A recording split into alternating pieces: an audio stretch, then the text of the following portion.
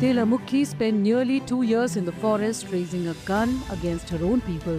Now she has once again picked up a gun, but this time to protect her people. All of this has been made possible under the Chhattisgarh government's Naxal surrender policy. यहाँ फायदा हम लोगों को शासन पैसा दे रहा है, घर दे रहा है रहने के लिए, और हम लोगों को नौकरी मिला, नौकरी दिए, और नौकरी से हम लोग इधर आए तो बहुत अच्छा खुशी से जिंदगी जी रहे हैं. A similar story is that of Sodhi Mui, who worked for Maoists for several years. But instead of continuing to wander in jungles, he chose to return to the mainstream and leave violence behind. मैं surrender करने के लिए सुकमा जिला police अधीक्षक के सामने आकर आत्मसमर्पण किया और जो पुनर्वास नीति के तहत मिलने वाली योजना जो इनाम राशि वो भी हमको प्राप्त हुई है.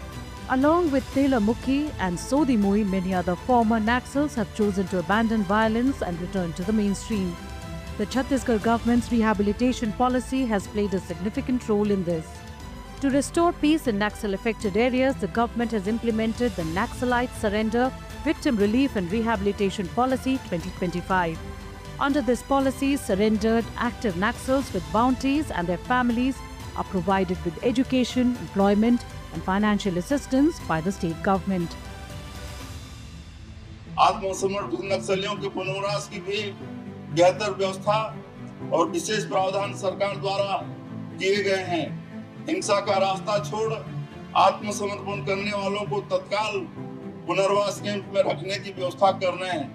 इसके लिए हमने 5 जिलों में पुनर्वास कैंप हेतु भवन भी चिन्हांकित कर लिया है. Under the scheme, surrendered Naxals receive a monthly stipend of Rs 10,000 for 36 months. They're also given skill development training to help them find employment.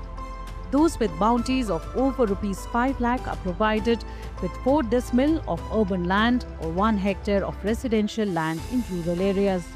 Under the PM Awas Yojana, the goal is to construct 1,500 Pakka permanent houses for them. Influenced by these initiatives, over 1,400 Naxals have surrendered and joined the mainstream in the past 18 months.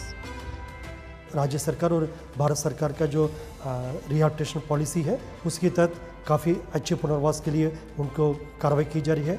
उनका आर्थिक सहायता और जैसा skill development माध्यम से वापस गांव में जाकर अपना मर्जी अनुसार कोई नौकरी कर कोई अपना जैसा काम दाम कर और जैसा एग्रीकल्चर फील्ड में भी है और माइनर फॉरेस्ट प्रोड्यूसर्स की प्रोसेसिंग में भी उनका सभी प्रकार का जो ट्रेनिंग उपलब्ध की जा रही है. इन सबसे काफ़ी एक पॉजिटिव चेंज उनकी जीवन में हमको देखने के लिए मिल रहा है.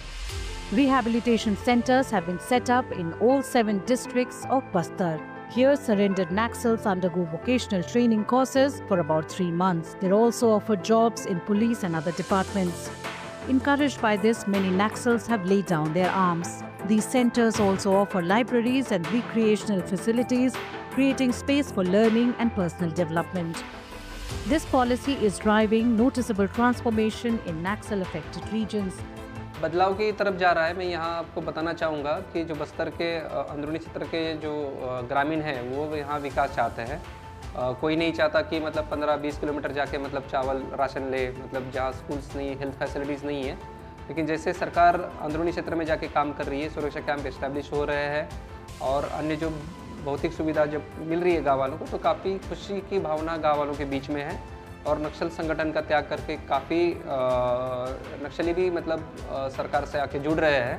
Vishnu Dev Sai's government's surrender policy is proving to be highly effective in the mission to make Chhattisgarh Naxal free. It is bringing peace to affected areas and encouraging former Naxal cadres to return to the mainstream and contribute to the development of the Bastar region.